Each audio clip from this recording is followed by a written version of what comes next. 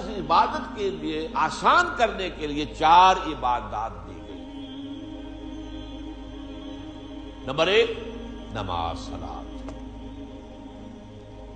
تاکہ تم بھول نہ جاؤ، تازہ کرتے رہا کرو۔ آپ کو معلوم ہے نماز میں ہر رکعت میں سورہ فاتحہ، اور سورہ فاتحہ کی مرکزی آیت کیا ہے؟ 7 آیتیں کل ہے، مرکزی چوتھی آیت کیا ہے؟ ایاک نعبد و ایاک نستعین۔ اے اللہ تیری ہی بندگی کرتے ہیں اور پرستش کرتے ہیں اور کرتے رہیں گے، کیونکہ فعل مضارع جو ہے عربی زبان میں حال اور مستقبل دونوں کو کور کرتا ہے۔ تیری ہی بندگی اور پرستش کرتے ہیں اور کرتے رہیں گے، اور تجھ ہی سے مدد مانگتے ہیں اور مانگتے رہیں گے۔ اس قول و قرار کو تازہ کرنا، تازہ کرنا، تازہ کرنا، 5 مرتبہ دن میں جو ہے اس کو دوبارہ تازہ کر لو، مبادہ بھول جاؤ۔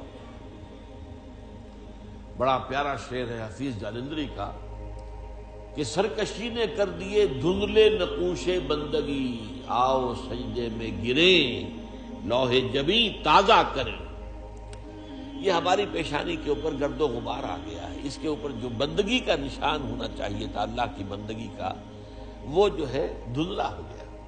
اور سجدے میں گریں، خاک پر رکھیں اپنی اس پیشانی کو اور یہ کو تازہ کر دیں۔ بندگی کا نقش، بندگی کا جو یہاں نقش ہے وہ تازہ ہو۔ سرکشی جو ہے نفس کی سرکشی، سرکشی نے کر دیے دھندلے نقوش بندگی، آؤ سجدے میں گریں لوح جبیں تازہ۔ تو تازہ رکھنے کے لیے کہ یہ عہد آپ بھول نہ جائیں نماز سے،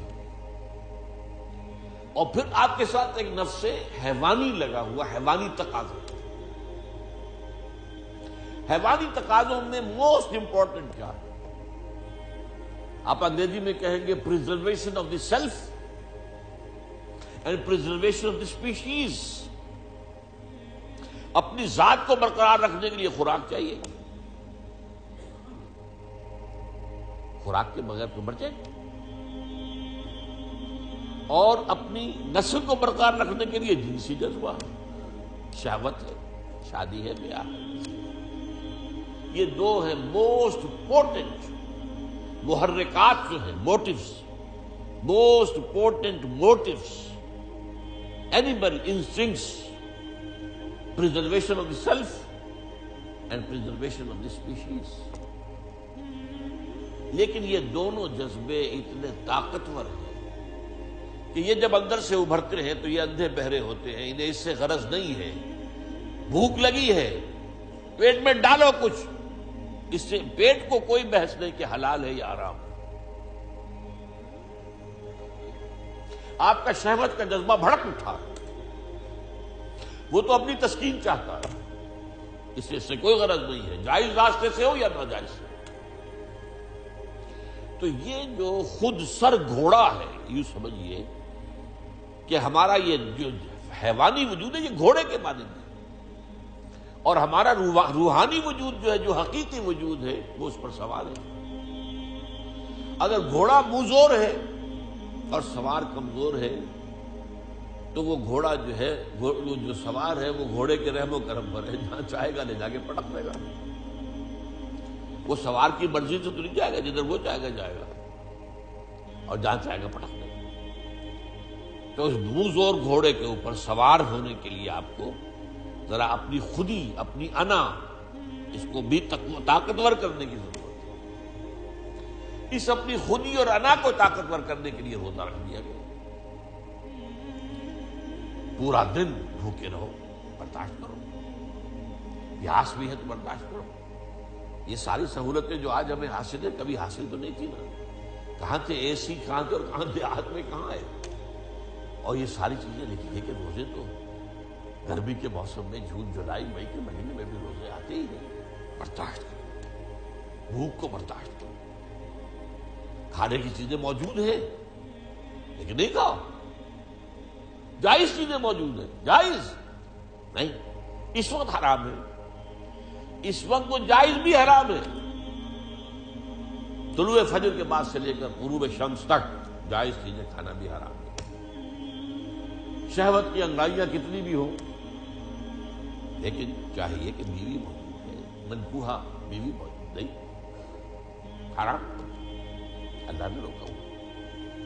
تو یہ ایک مشق ہے اپنے اس منہ زور گھوڑے کو لگام دینے کی، اسی کا نام تقویٰ ہے، بچ کر چلنا، سیلف کنٹرول، اپنے حیوانی وجود کے اوپر کنٹرول رکھنا۔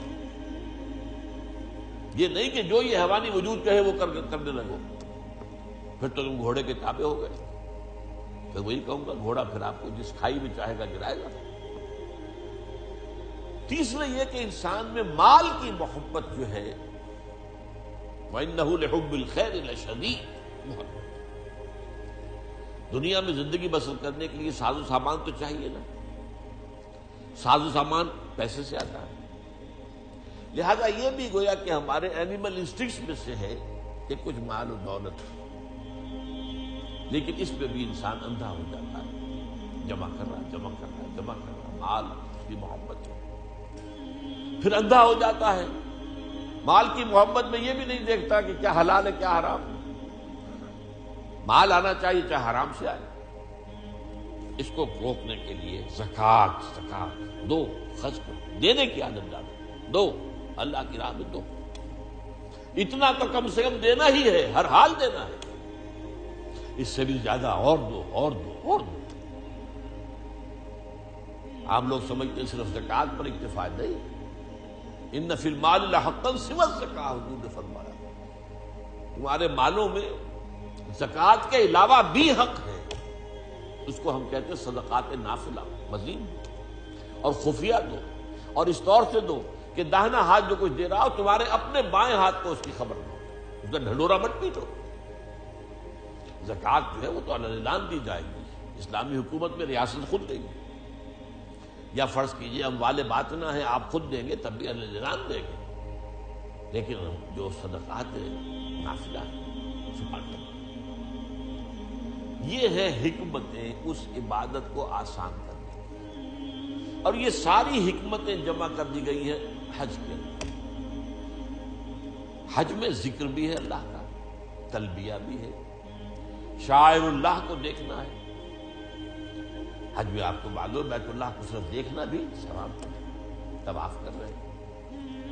پھر یہ جب احرام میں ہیں آپ تو پابندیاں بھی نفسیانی جو ہے، جو روزے والی پابندیاں بھی کچھ آ جاتی ہیں، تعلق زن و شو نہیں ہو سکتا، چاہے بیوی ساتھ ہے، احرام کے اندر ہے وہ تعلق حرام، پھر پیسہ بھی خرچ ہوتا ہے۔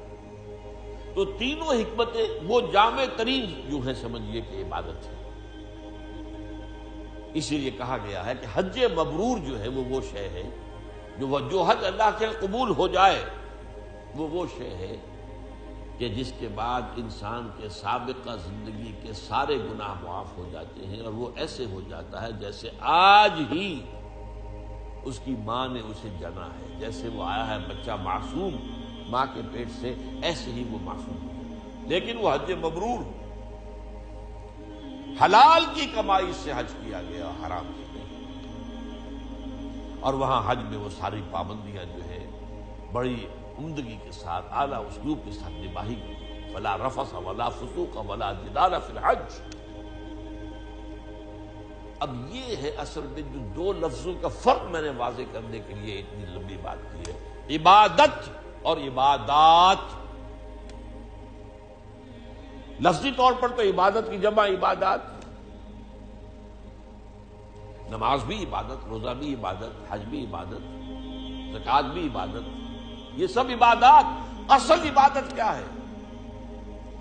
ہمہ تنگ، ہمہ وقت، ہمہ جہد اللہ کی اطاعت، اس کی انتہائی محبت کے جذبے سے سرشار ہے۔ تو عبارت یہ ہے، بنی الاسلام علی خمس، اس عمارت کی بنیاد ان 5 چیزوں پر ہے۔ یہ 5 چیزیں جو ہیں یہ در حقیقت کوئی عمارت نہیں ہے، جو میں نے شروع میں بات آپ سے عرض کی تھی کہ اس حدیث کے اندر جو کانٹے کا لفظ ہے، جو اہم ترین لفظ بنیا، عمارت جو ہے وہ بنیاد کے اوپر اٹھائی گئی، عمارت اور ہے بنیاد اور ہے۔ ان کو ایک سمجھ لینا خلط مبحث ہے، یہی ہماری غلط فہمیوں کا، مغالطوں کا، گمراہیوں کا سبب بن گیا۔ ہم نے سمجھ لیا بس دین نام ان چیزوں کا، دین تو نام ہے بھائی اللہ کی پوری، ہمہ تن ہمہ وقت ہمہ ذہن، زندگی غلامی، اس کی محبت سے سرشار ہو کر ہاں غلطی ہو جائے توبہ کر لو، اللہ معاف کرے گا۔